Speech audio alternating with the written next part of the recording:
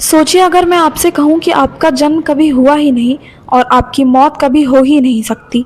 हम सब अपनी ज़िंदगी में सबसे ज़्यादा डरते हैं मिट जाने से। हमें लगता है कि एक दिन सांसें रुकेंगी और सब अंधेरा हो जाएगा। लेकिन श्री कृष्ण कहते हैं यह डर सिर्फ एक भ्रम है। गीता के दूसरे अध्याय के 12वें श्लोक में श्री कृष्ण ने कहा है, नत्वे वाहम जातु नासम न त्वम नेमे जनाधिपः। इसका अर्थ बहुत गहरा है। कृष्ण कहते हैं ऐसा कोई समय नहीं था जब मैं नहीं था, मतलब परमात्मा हमेशा से हैं।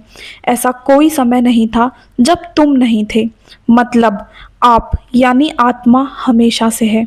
और ऐसा कोई समय नहीं था जब ये राजा लोग नहीं थे। हम जिसे जन्म कहते हैं वो सिर्फ एक नए कपड़े पहनने जैसा है, और जिसे हम मौत कहते हैं वो सिर्फ पुराने कपड़े उतारने जैसा है। कृष्ण समझा रहे हैं कि आप इस शरीर में आने से हजारों साल पहले भी जिंदा थे, बस रूप अलग था। आप अतीत में भी मौजूद थे, लेकिन बात यहीं खत्म नहीं होती। कृष्ण आगे कहते हैं, न चैव न भविष्यामः सर्वे वयमतः परम, यानी भविष्य में भी ऐसा कभी नहीं होगा कि हम सब नहीं रहेंगे। आज आप जो भी हैं, आपका नाम, आपका शरीर, आपकी पहचान, ये बदल सकता है, लेकिन आप जो इस शरीर के अंदर बैठे हैं, आप कल भी रहेंगे और हजारों साल बाद भी रहेंगे।